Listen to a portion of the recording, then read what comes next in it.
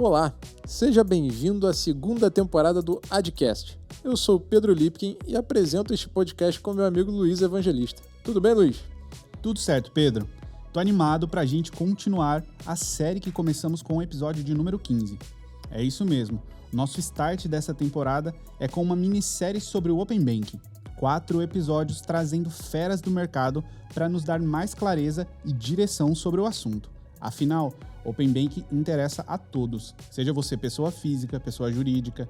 É um conceito que vai mudar nossos hábitos, rotinas e maneira com que nós gerenciamos as nossas finanças. E no episódio anterior nós apresentamos um panorama geral sobre o tema, mas hoje vamos mergulhar na questão de Open Banking relacionado aos meios de pagamento. Afinal, este é um segmento que mudou completamente nos últimos 2 anos. O convidado de hoje é o Edson Santos, sócio fundador da Colink Business Consulting e também sócio da Confrapar, investimento em tecnologia. O Edson tem mais de 20 anos em experiência em meios eletrônicos de pagamento, sendo autor de livros sobre o tema como Do Escambo à Inclusão Financeira, a Evolução dos Meios de Pagamento e Payments 4.0, uma visão das forças que estão transformando o mercado brasileiro. Seja bem-vindo, Edson. Obrigado por ter aceitado o nosso convite. E já para a gente começar, acho que é importante a gente falar, aproveitar a sua expertise e os 2 livros que você publicou, para a gente colocar o tema Open Banking dentro de um panorama de evolução do mercado de pagamentos.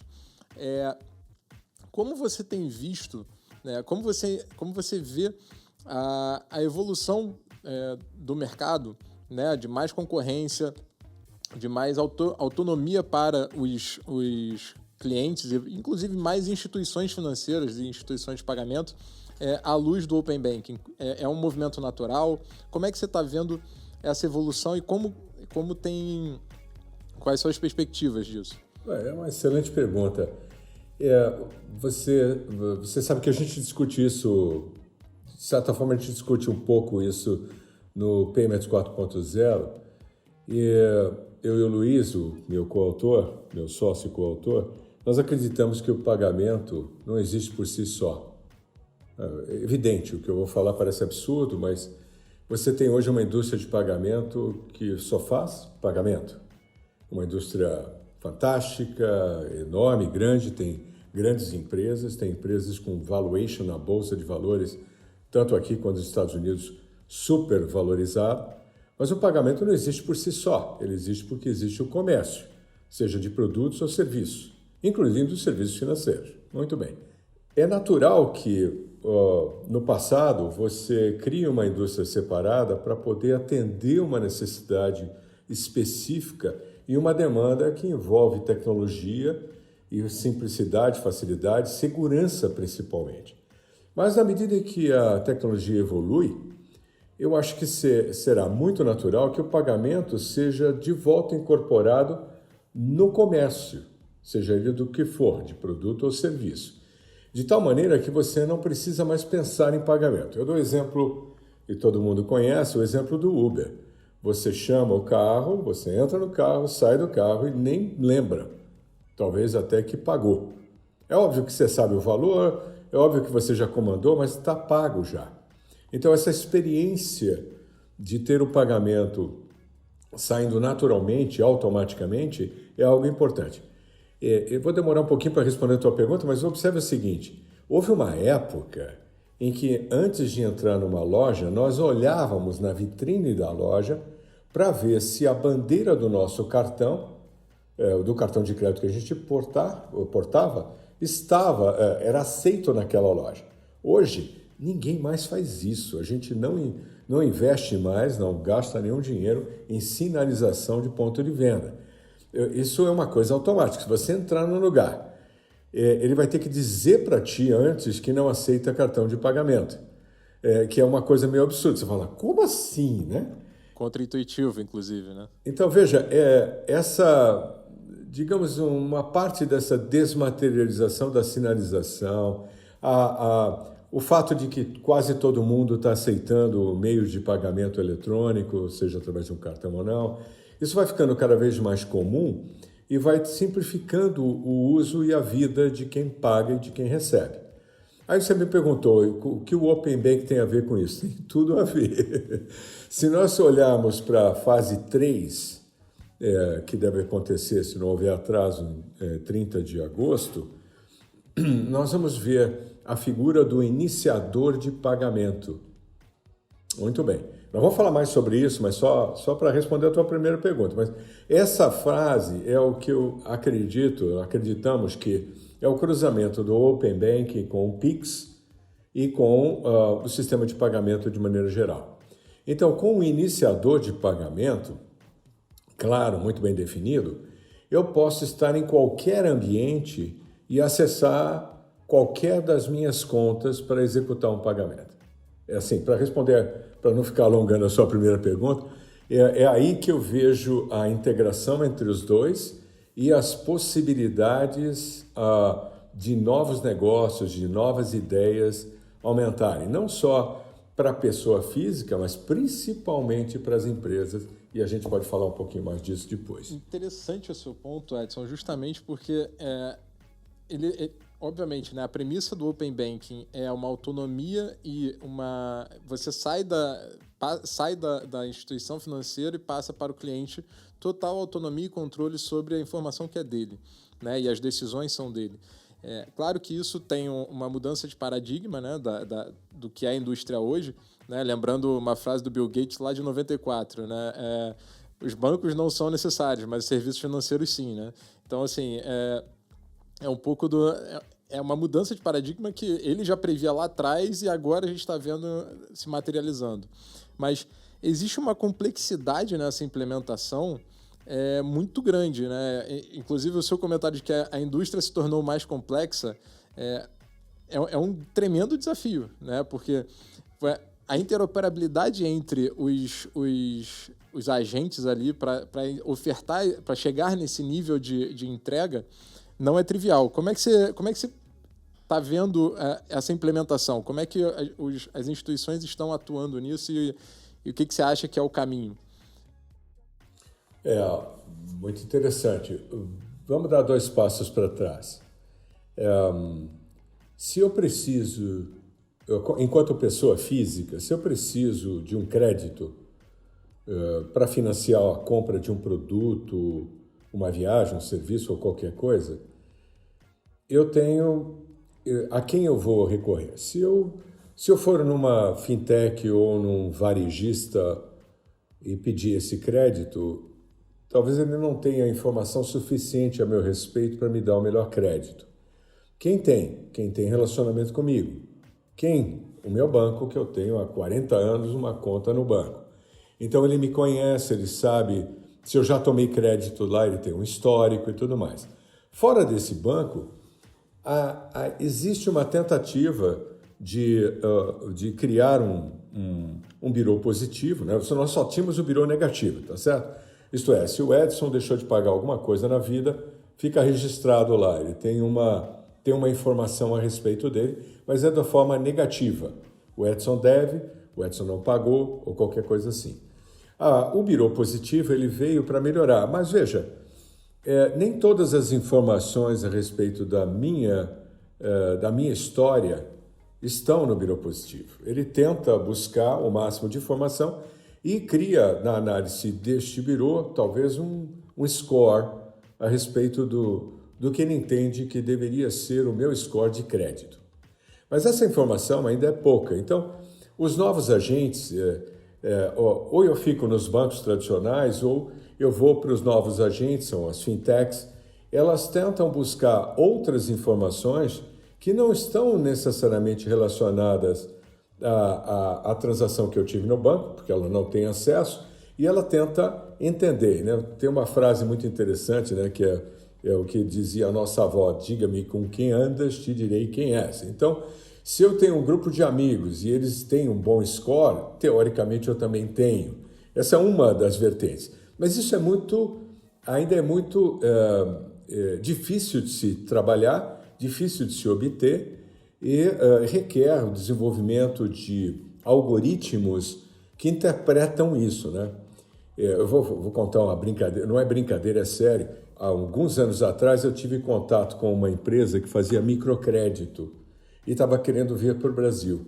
E a experiência que ele tinha no leste europeu era de que, quando ele identificava um indivíduo que passava muito tempo olhando pornografia, ele era uma boa pessoa para dar crédito. Eu não sei que relação tem pornografia com pagamento, mas este pessoal acreditava, porque eles aprenderam pelo machine learning que havia uma relação ou correlação entre essa figura. Então, imagina, é muito difícil você dar crédito dessa forma. A partir do Open Bank, desde que eu, como consumidor, autorize, um novo agente, seja ele um varejista, nós podemos falar deles, que estão invadindo, já entraram no mercado de serviços financeiros, ou uma fintech, pode ter acesso ao histórico, a todo o meu histórico, da onde eu criei esse histórico por 40 anos no mesmo banco. E ele tendo a mesma informação, nós encontramos aqui uma igualdade, uma igualdade entre os participantes que me oferecem crédito. Todos eles terão as minhas informações, o meu histórico, todo o histórico da minha vida passada com os bancos com que eu trabalhei, e vai, em cima disso, poder me ofertar melhor o crédito que eu preciso para financiar um produto, uma viagem, um serviço ou qualquer coisa assim. Nesse sentido, eu não sei já se eu respondi a tua pergunta, Pedro. Eu falo demais, desculpa aí o ouvinte, mas... Nada. Eu acho que o que você está trazendo é interessante justamente porque a minha pergunta foi a questão da complexidade. E quando você fala justamente desses novos entrantes, você está falando de gente que não está acostumada com a complexidade desse mercado, né? Inclusive, isso abre uma vertente para novos modelos de negócio, etc., né? Mas que vão precisar aprender a falar uma outra linguagem, e também o fato de viverem uma realidade diferente, eles trazem uma nova perspectiva para esse mercado, né? O banco está acostumado a falar de um jeito. Quando ele tem que competir com o diferente, ele vai aprender uma outra coisa, né? Vai aprender a fazer de uma forma diferente. Veja, duas coisas interessantíssimas aqui. Primeiro, todo o conjunto do Open Bank, ele parte tecnicamente do que nós chamamos de APIs, ou de sistemas de integração. Eles são padronizados, são regulamentados pelo Banco Central, pelo Conselho Monetário Nacional. Então, essas APIs são regulamentadas, elas são conhecidas, elas são padronizadas. Então, uma vez que você entende como você vai buscar a informação, para cada informação pode ter uma API específica, fica simples para qualquer um que tenha uma base tecnológica buscar essa informação. Então, eu não vejo, embora seja um assunto complexo, no final do dia, ele não é tão assim do ponto de vista tecnológico. Do ponto de vista de business, vou pegar o exemplo de um consumidor, pessoa física. O varejo, nem todo mundo sabe disso, mas nós vivemos no passado décadas de inflação, de alta inflação. Nós tivemos, dos anos 70, 80 até o meio dos anos 90, eu vivi isso muito bem, períodos de alta inflação, ou seja, de instabilidade econômica no país. Quando você tem instabilidade econômica, inflações que chegaram a bater 100% ao mês, os bancos se afastam automaticamente do risco. E o risco aqui são pessoa física, principalmente pessoa física. Então o consumidor ficou longe dos bancos. Os bancos, era muito mais fácil para os grandes bancos emprestar dinheiro para o governo no overnight ou emprestar para grandes corporações. Imagina o banco tendo que emprestar dinheiro para consumidores e ainda ter que fazer cálculos de correções monetárias todos os dias para manter operacionalmente é infernal. É um infernal e, além do mais, o custo e o risco era maior. Então, mas a vida continua. Então, coube a quem dar esse crédito? Ao varejo. Então, pouca gente sabe, mas o varejo, e não é um case brasileiro só. Eu tive acesso a um paper que mostra que Brasil, Argentina, Chile, México, Turquia tinham coisas extremamente em comum. No caso, Brasil, Argentina, México, é a instabilidade econômica. No Chile, foi instabilidade política. que fez com que grandes varejistas se tornassem grandes instituições financeiras naquele país. Aqui no Brasil foi a mesma coisa, o varejo sabe dar crédito e sempre nos deu crédito. E aí quando você olha, e a gente discute isso, é uma das forças que está transformando o Brasil, é a evolução do próprio varejo brasileiro, e a gente pega 2 cases importantes, o principal deles talvez seja o case de transformação digital do Magazine Luiza. Então a Magalu vem para dentro do setor de serviços financeiros, e não só isso, mas logística, e começa a se transformar totalmente e ter a capacidade de ofertar para um cliente uma plataforma completa de serviços e com o objetivo de se tornar talvez um ecossistema, onde dentro desse ecossistema você tem toda a transação ocorrendo dentro dele, sem que haja necessidade de sair do ecossistema Magalu. Então, eu acredito que, embora seja complexo, nossos varejistas, o nosso varejo, já está invadindo esse terreno com uma capacidade enorme de simplicidade e inovação, e principalmente de inovação. Do outro lado, a gente tem que olhar as fintechs, e aí vem um ponto importante. Quando eu vou a um banco hoje, sendo uma pessoa física ou uma empresa, uma pessoa jurídica, e vamos pegar uma pessoa jurídica como exemplo. Se eu vou a um banco e digo, olha, eu preciso comprar material, isso é capital de giro. Não, veja bem, o meu estoque, eu preciso financiar, isso é capital de giro. Qualquer coisa que você vá ao banco, ele tenta padronizar dentro de uma estrutura, de um produto conhecido, determinado, onde ele já tem escala. Muito bem. Agora, as empresas são diferentes, as necessidades não são exatamente iguais. Então, pode ser que seja para o banco, tudo aquilo seja capital de giro, mas para uma fintech, ele pode olhar aquele segmento e fatiar o segmento de tal maneira e ter um conhecimento daquele segmento, daquele setor ou eventualmente daquela geografia, e com os dados do Open Bank que a empresa libera para essa fintech poder avaliar, ela pode fazer uma oferta que envolve não só uma concorrência muito mais efetiva com o banco em preço, mas mais do que isso, em serviço. Ela pode estar criando um serviço diferenciado, um produto diferenciado, que encaixa perfeitamente na necessidade daquele cliente, daquele segmento. Isso faz uma baita diferença, né? Então, tudo aquilo que parece muito complexo, na verdade, não é necessariamente um grande desafio do ponto de vista da tecnologia, porque as APIs resolvem isso, mas uma baita oportunidade de inovação, de criação evolutiva e, eventualmente, até disruptiva, né?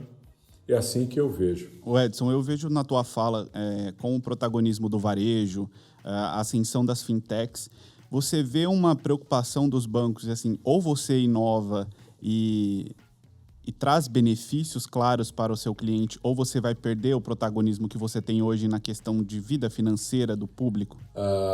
Luiz, isso é tão difícil de responder. Você, no discurso, você percebe, entra nos 5 maiores bancos, pelo menos 3 deles falam em inovação, falam em criação, falam em melhora, falam bastante. Tem um belo marketing. No dia a dia, eu não percebo isso, né? Mas veja, eu não sou talvez um cliente target que vai buscar crédito o tempo inteiro, que vai buscar serviço financeiro o tempo inteiro. Os meus clientes na consultoria não me parecem reportar inovações claras e efetivas. Agora, eu não tenho dúvida, uma fintech, para ter um tamanho de um banco, tem que se tornar um banco complexo tanto quanto um banco, e não é barato, tem um preço a pagar. Um banco, para poder ser bastante rápido, criativo, flexível, ele tem que sair do banco de alguma maneira. Então, talvez o que a gente vai experimentar é uma combinação entre as duas coisas. E muita gente mais experiente do que eu já falou disso. Quer dizer, o banco se torna um grande atacado e a fintech se torna o varejo. E aí a combinação. Então, eu tenho aqui com toda a capacidade, por exemplo, olha para a quantidade de bancos digitais que nós temos. Então, o banco é a fonte de tudo, ele abre o banco e vende serviços para as fintechs que transformam isso em produtos de forma mais específica para segmentos e para clientes específicos e entrega valor na ponta. E tem o banco como parceiro. Eu acho que essa combinação pode acontecer. Mas como a gente não pode escrever na pedra com o que vai acontecer no futuro, eu não sei se os neobanks vão ganhar dos incumbentes, os bancos tradicionais. Eventualmente, eu acho que alguns dos bancos tradicionais não conseguirão caminhar nos mesmos passos e, eventualmente, nós vamos ter uma mudança. Todas as fintechs e aquelas que estão nos ouvindo apostam que eles serão o futuro, não há dúvida nenhuma. Eu acho que haverá uma combinação. E aqui vem uma coisa interessante, Luiz. Tudo o que o Banco Central tem feito, e eu sou um fã desde o início das atividades do Banco Central, veja que muda diretor, mas o conjunto da obra é o mesmo. Eles estão sempre trabalhando de maneira incrível no objetivo de diminuir barreiras de entrada, promover inovação, promover concorrência.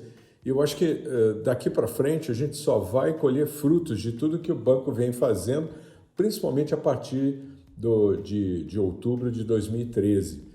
A partir de lá, não faz tanto tempo assim, é que o banco tem atuado e tem aberto cada vez mais caminhos novos para que os grandes inovadores, os empreendedores, puxe a corda e começa a trazer coisas novas para o Brasil. Veja, Pix é um grande movimento de inovação, talvez com potencial disruptivo, vamos ver isso. Open Bank vai contribuir mais ainda para esse movimento, eu não tenho dúvida. E as coisas que vão sair de novidade, eu não tenho ideia, mas eu acho que vão surpreender muita gente. Edson, aproveitando um gancho, assim, no seu livro você fala que nos últimos 60 anos você acha que no mercado de pagamentos a principal inovação foi o PayPal, né, para pagamentos. Você comentou isso, assim. E o que você acha, olhando para frente, o que seria o que você vê assim como grande transformação, ou grande, não necessariamente um player, mas o que seria uma grande inovação nesse mercado? Isso é difícil, eu não tenho bola de cristal. E eu digo isso no livro, a gente não faz previsão. Mas se a gente seguir o que o futurólogo nos ensinou lá, o James Cantor, basta a gente procurar entender o que as fintechs, qual é a solução, qual é o problema que as fintechs querem resolver. Quando você encontra uma certa quantidade de fintechs tentando resolver o mesmo problema, você não tem dúvida que aquele problema será resolvido. Então veja uma coisa interessante. Vou pegar um item, câmbio. Nós já estamos começando a ver uma simplicidade na forma de como contratar um câmbio, como remeter um dinheiro lá para fora. Nós temos fintechs que criaram bancos lá fora para brasileiros operarem por aqui. Nós temos fintechs que simplificaram enormemente a maneira como você pode mandar dinheiro para fora ou receber dinheiro de fora. Esta semana saiu uma notícia fantástica fora do Brasil, em Singapura. Singapura está desenvolvendo APIs para conectar pagamento instantâneo com outros países, de tal maneira que a plataforma faria não só a conversão de valores, mas também a tradução da língua. Então você manda uma mensagem com um determinado dinheiro, ele traduz e faz isso na plataforma, de tal maneira que a transmissão de dinheiro de um ponto ao outro, de qualquer que seja a moeda para outra moeda, será quase que simples e automática, como seria você entregar um papel moeda para alguém, né? Então eu vou até um determinado país e entrego $1. Claro que eu tenho que ter o dólar para entregar. Aqui vai ser muito mais simples do que isso, né? Então, o que a gente está vendo aqui? a gente está vendo uma série de mudanças. O câmbio vai mudar significativamente. Eu acredito que seguros vai mudar enormemente. Por quê? Porque eu estou vendo diversas empresas trabalhando em propostas de seguro. É interessantíssimo. Seguro é algo que, quando a gente fala de Open Bank ou Open Finance, seguros entram na brincadeira, tá? Todo o meu histórico de seguro com determinada seguradora vai ter, os outros seguradores terão acesso a essa informação se eu quiser e poderão fazer uma oferta mais adequada. Então, imagine o seguinte, olha o que a gente aprendeu na pandemia. Na pandemia, meu carro ficou na garagem a semana inteira. Eu usei 1 ou 2 vezes por semana, no alto da pandemia. Neste inverno, a minha moto está na minha garagem o tempo inteiro. Eu não vou viajar agora. Eu não viajo quando está muito quente, mas eu pago o seguro dela pelo ano inteiro. Por que eu não posso pagar pelo uso? Tecnologia para isso nós temos, algumas ideias nós temos. Mas como é que eu garanto isso de forma segura? Então, veja quantas coisas vão acontecer e vão modificar ou pelo pagamento ou a partir do pagamento. No caso do microseguro ou microserviço, o Pix tornou isso possível. Porque imagina, eu vou usar minha moto nesse fim de semana, como é que eu pago um boleto? Não dá. Qual é o custo do boleto? Não dá para pensar. Mas o Pix é viável, tá certo? Eu estou dando um exemplo simplório. É claro que no caso do uso haverá um dia uma seguradora que vai acompanhar todo o meu uso e me manda a conta no final do mês. E, óbvio, tranquilo, eu não preciso pagar a cada instante. Mas poderia haver o pagamento a cada instante ou a cada uso de fato.